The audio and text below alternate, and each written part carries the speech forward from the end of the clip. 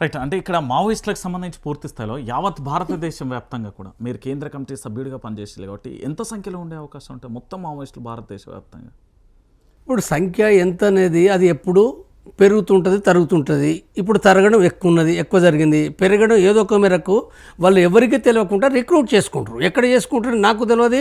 పోలీసుల ఇంటెలిజెన్స్ విభాగాలకు కొంతవరకు తెలుస్తుంది, పూర్తిగా ఏం తెలియదు. ఎంత ఇంటెలిజెన్స్ అయినా 100% ఏమీ తెలియదు. వాళ్ళు కూడా రహస్య పద్ధతులు అవలంబిస్తారు కదా. అంటే ఏదేమైనప్పటికీ గతంతో పోల్చుకుంటే రిక్రూట్ లేదు వాస్తవమే, కానీ అడవి ప్రాంతాల్లో రిక్రూట్ అవుతుంది కదా. కాబట్టి ఇదంతా కూడా ఏంటంటే ఈ సంఖ్య ఎంతనే కంటే కూడా వివిధ ప్రాంతాల్లో ఉన్నారు, వాళ్ళు వేలల్లో ఉన్నారా అంటే ఎంత సంఖ్యలో ఉన్నారో మనమే చెప్పలేము. ఏదైనా గతంతో పోల్చుకుంటే తగ్గింది అనేది వాస్తవం, తగ్గింది వాస్తవమే. దాంట్లో ఏమి వాళ్ళే చెప్తున్నారు, కొత్తగా ఎవరో చెప్పాల్సిన పని లేదు, మావోయిస్టులే చెప్తున్నారు. వాళ్ళు ఆల్రెడీ అంటే ఒకనాటి మావోయిస్టులు నేటి మావోయిస్టులకు తేడా ఏంటి? ఏం తేడా ఉంటుంది? సిద్ధాంతం ఏదైందో ఒకనాడు పీపుల్స్ వార్ సిద్ధాంతాన్ని మావోయిస్టు పార్టీగా అది ఏర్పడింది. దాంట్లో కొన్ని వివిధ విధానాలు కొన్ని ఎత్తుగడలు వాళ్ళు డెవలప్ చేసుకున్నారు. సిద్ధాంతం అదే, వాళ్ళ పని విధానం అదే. కొన్ని పని విధానాలు కొన్ని మార్పులు చేసుకోవచ్చు, అంటే ఇవాళ యుద్ధానికి అనుగుణంగా కొన్ని మార్పులు చేసుకోవచ్చు. తేడా ఏముంటుంది అంటే ఆనాడు ప్రజల కోసం మావోయిస్టులు ఏం చేశారు అంటే ఏం చెప్తారు? ఇవాళైనా ప్రజల కోసమే పనిచేస్తున్నారు. ఏం చేస్తున్నారు అనేది ఏంటో ఇవాళ మనకి ఇక్కడ మైదాన ప్రాంతాల్లో పట్టణాలు లేరు, కానీ వాళ్ళు పనిచేసే అటవీ ప్రాంతాల్లో ప్రజలను ఏదో ఒక మేరకు ఆర్గనైజ్ చేస్తున్నారు కదా. ఆదివాసీ సమస్యలపైన ఒకనాట్లాగా లేకపోవచ్చు, ఇవాళ తగ్గొచ్చు, తగ్గిన మాట వాస్తవమే, దాంట్లో ఏమీ సందేహం లేదు. కానీ ఇవాళ ఎంత చేస్తున్నారు గతానికి ఇప్పుడు ఏంటిదో ఇవాళ మనకు అది కాదు ముఖ్యమైన సమస్య. అంటే సార్ నేనేమంటున్నానంటే ఇప్పుడు శాస్త్ర సాంకేతిక పరిజ్ఞానం పూర్తి స్థాయిలో అభివృద్ధి చెందింది, అది మీకు తెలిసిన విషయమే నాకు తెలిసిన విషయమే. మావోయిస్టుకు సంబంధించి రిక్రూట్మెంట్ విషయంలో కూడా నేటి యువత ఆసక్తి చూపుతుంది అనుకోవడం అయితే అది క్వశ్చన్ మార్క్గా మారిపోయింది. ఆసక్తి ఉన్నదా లేదా సెకండరీ. కానీ ఇప్పుడు మావోయిస్టులకు సంబంధించి నిజంగా కూడా ఇక్కడ అంతిమ యుద్ధం అని చెప్పినట్టుగా మావోయిస్టుల ఏరివేత అనేది ప్రభుత్వాలు పూర్తి స్థాయిలో కూడా ఒక ఛాలెంజ్గా స్వీకరించినాయి. ఈ యొక్క పద్ధతితోని భవిష్యత్తులో అంటే ఇక మావోయిస్టు ఉనికి లేదు, ఇక ఉండబోదు అని చరిత్రలో చదువుకునే అవకాశం ఉంటుందా, లేకపోతే వీళ్ళ యొక్క గమ్యం పెరుగుతుంది? ఎందుకంటే నేటికి రోజుకు కూడా అడవుల విస్తీర్ణ కూడా తగ్గిపోతున్న పరిస్థితి ఉంది.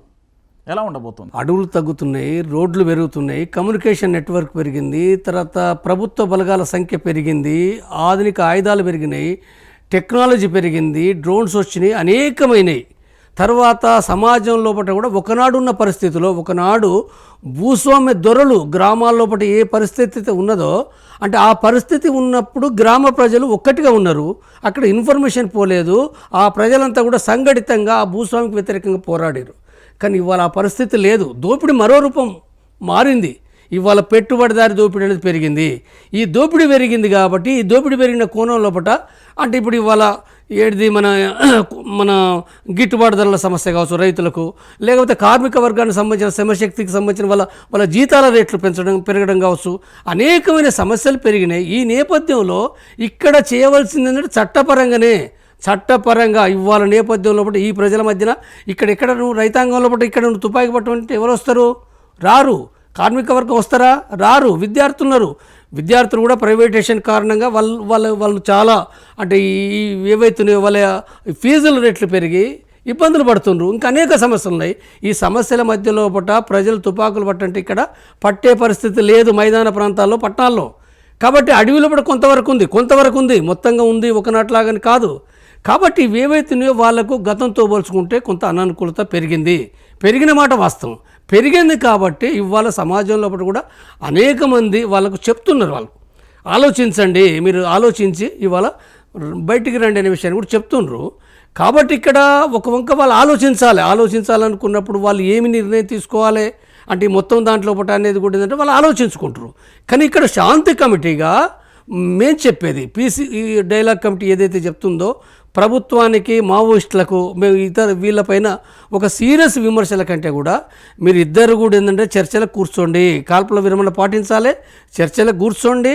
ఆ చర్చలకు సంబంధించిన దాంట్లో ఏంటంటే కొన్ని ప్రజాస్వామికమైన డిమాండ్స్ మావోయిస్టుల నుంచి కూడా పెట్టడం ద్వారా ప్రభుత్వం కూడా ఆలోచించి అంటే ప్రభుత్వం ఆలోచించే విధంగా దానికి తగిన నిర్ణయం చేసుకునే విధంగా ఏంటంటే ఇక్కడ ప్రజాస్వామిక వాదులు, మేధావులు, శాంతి కమిటీ పాల్గొని ఆ సమస్యను సాల్వ్ చేయడానికి ప్రయత్నిస్తుంది.